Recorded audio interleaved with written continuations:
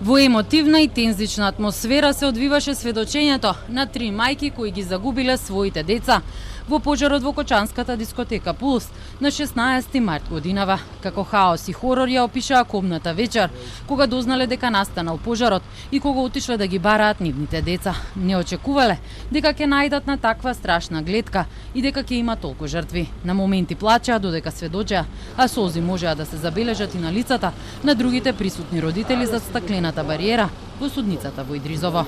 Со многу емоции, болка и тага беше проследено денешното сведочење на 3 мајки кои ги загубиле своите деца во пожарот во кочанската дискотека Пулс. На моменти родителите кои што се наоѓаа зад стаклото, односно го следеа нивното сведочење, дофрлаа кон обвинетите. Судиката ги предупреди доколку не престанат, ќе ги отстрани на некој од наредните рочишта. Последното сведочење на Габриела Наунова, која загубила ќерка во пожарот, предизвика тензии меѓу родителите и обвинетите. Таа кажа дека била редовен гостин во Пулс, а таму среќавала и градежни инспектори и полициски началници, а на фотографии како гостини на самото отварање го имало и поранешниот кочански градоначалник Радко Димитровски. Обезбедувањето не имало обележја, но сите знаеле дека тоа им е работа. Пулс беше единствената дискотека во Кочани. Особено зимски период во таа дискотека излегуваа многу што седат на овие столчиња.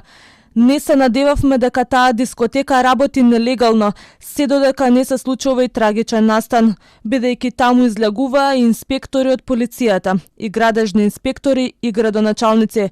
Па да речам 90% од Кочани, сите бевме таму. И никогаш во мојот живот не сум помислила дека работи нелегално и дека таа дискотека се занимава со црни работи.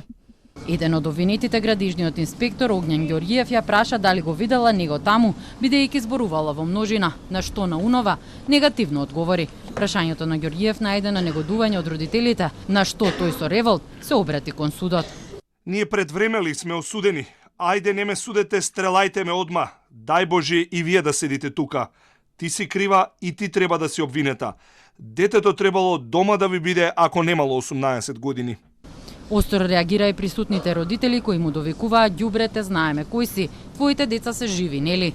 Наунова сведочила и на разговор меѓу полициска инспекторка и Михајло, синот на сопственикот на дискотеката Дејан Јованов, деко како го информира дали ќе има рација или не во Пулс. Михајло Јованов приговараше дека не е точно тоа и дека никогаш не разговарал на таа тема со инспекторката. Сведочеа и Ирена Минова и Марија Петрушева. Едната загубила 16 годишна ќерка, другата 24 годишен син. Нивните деца немале видливи повреди и изгореници, туку починале од вдишаниот чад. Петрушева пред судот рече дека во овој момент замерува само на една личност која е најодговорна, алудирајќи на Јованов деко, при што неговиот син е до него, а нејзиниот го нема.